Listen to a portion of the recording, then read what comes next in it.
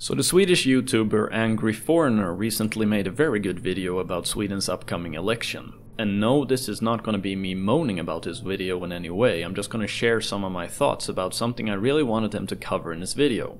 He talks about how, given the current chaos that this country finds itself in, voting for the Sweden Democrats would be an act of preservation and of necessity, while perhaps not being ideal, since he correctly acknowledges that pretty much anything would be an improvement compared to Sweden under a current government. Their policies have been suicidal, naive, utopian, and extremely embarrassing, and several people in our government should, in my view, be behind bars. But here I'd like to add something that I think is rather substantial and which I'd like to hear your thoughts about. A lot of Swedes praise the Sweden Democrats as being the cure-all for all of the problems we're having in Sweden, but they forget what a Sweden Democrat victory in 2018 would mean for other parties. Swedes seem to think that we're gonna be able to just pop the champagne and cheer because now the golden years of the Sweden Democrats are ahead of us, right? Well, the Sweden Democrats would still have a massive problem. And that is that they'll be forced to piss against the wind for 4 years. Because every motion that they're gonna lay forth is gonna be ripped apart by the other parties, both on the left and on the right. Certain members of the moderate party might agree with some of the Sweden Democrats' ideas, but the moderate party's leader is outspoken in his contempt for the Sweden Democrats, and he has publicly stated that a cooperation between the two parties is out of the question. Which leaves the Sweden Democrats with the minuscule Christian Democrat Party who have been sharing certain views with them in the past, like wanting to be tougher on returning terrorists, for instance. But how do I know that the Sweden Democrats will once again get ganged up on, even despite them now being in a higher position of power? Well, that's because our red and green government are in one of the worst, to not say the worst, position that any political party can find themselves. Because accepting any of the propositions laid forth by the Sweden Democrats poses a very real risk of making primarily our Social Democrat Party look extremely bad if the effect of the Sweden Democrats' proposal has a positive effect on the lives of Swedes. Meaning that supporting a proposal by the Sweden Democrats would, if they won, be viewed only as a risk by our ex-government. If the Sweden Democrats created positive change through their politics, it would be an undeniable fact that Sweden indeed was in a shitty condition and needed fixing at the time that the Social Democrats lost power. And they will never let that happen. Admitting there's a problem results in being forced to take responsibility, and our current government have never done that during all of their years in power. Not once. They have even blamed the Swedish citizens instead of themselves. But our current government are silently admitting to ruining Sweden by, as Angry Foreigner pointed out, trying to act like they now got their shit together, and that they now know how to fix the mess that they themselves, with the help from the moderate party, created. But they haven't taken responsibility or admitted fault. It's just been a learning experience and an exciting challenge for them. Sweden hasn't had problems under their governance, it's just had challenges. You hear how much better that sounds?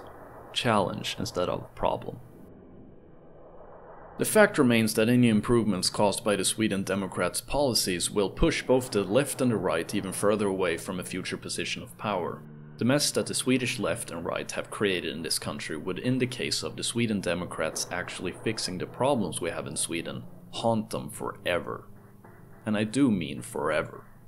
We're talking about permanently damaged trust for Social Democrats for decades to come. If the Sweden Democrats would indeed win and cause any kind of positive change, which is rather difficult not to do given the catastrophic state in which this nation finds itself, our other parties wouldn't be able to escape responsibility. They would be branded as the people who fucked up Sweden. They would be blamed, rightfully so, for making Sweden into a breeding ground for Islamic terrorism. They would be blamed for creating self-segregated ghettos full of people in permanent unemployment and welfare dependency. They would be blamed for ruining our police force and our increasing levels of extremely violent crime, and they would be blamed for destroying our welfare state and making sure also that Sweden today is a country that is unsafe, especially for women and children. So all of this means that a clear majority of our political parties all have a varying amount to lose if any Sweden Democrat proposal would prove to be beneficial for Sweden and its people, which I'm 100% certain that they would. Just the act of closing our borders for pretty much anyone except immigrants who come here to work would be a massive improvement compared to our current insanity. And the Sweden Democrats' idea about deporting rapists and terrorists without even batting an eye would also easily improve this nation and the lives of the people living here, both ethnic and non-ethnic. But the only way I can see a Sweden Democrat government getting anything done is if any of the other parties actually start supporting the motions being laid out by the Sweden Democrats. Since a lot of their ideas are really good and just make perfect fucking sense, you know, it's ideas that just come from being a reasonable person, these ideas usually are stolen by other parties from the Sweden Democrats, and then they take the credit for them when they obviously have a good effect. So the support for some of the Sweden Democrats' ideas obviously exists, despite other parties still being unable to not morally high horse around like assholes while doing it. So this is sort of my point here, that even if the Sweden Democrats would win, that's when the real challenge actually begins. Because a lot of people seem to think that as long as they win, it's going to be smooth sailing from then on out, but it's actually the opposite. But it would mark a significant change in Swedish politics even if they just became the second biggest party, and I dare say that it would be to the better. And what I'm really hoping for, except for the betterment of the lives for all of the Swedes in this country, is that these shit ideas about multiculturalism and mass immigration will be banished to the scrap heap of Swedish history, and that they in the future become very much like communism, meaning something which as soon as it's praised in any way gets by people who possess at least a modicum of knowledge about history hammered into the floor by referencing to previous failures. Because I would love the chance to be able to laugh in the future into the face of a globalist who with tears in his eyes scream, "They did it wrong, that wasn't real multiculturalism, we can do it better this time." That would be just beautiful.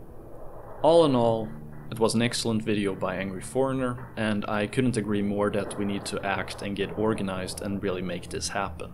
So fact check and then repost and spread anything that hurts the Orwellian cancer which constitutes our mainstream media and the journalist whores who've sold out their own country to the utopian pipe dream of multiculturalism. Spread around anything that is factually correct that causes a blemish on the well-polished facade of Sweden's multicultural paradise. And let's especially make sure that the spineless maggots in our government have their every lie screen-capped, documented, and made eternal. Because even though future Swedish voters might forget, internet never does. If you haven't yet seen Angry Foreigner's video, you should, and you can find a link to it in the description to this video. Thank you for watching and listening to what I have to say, and take care.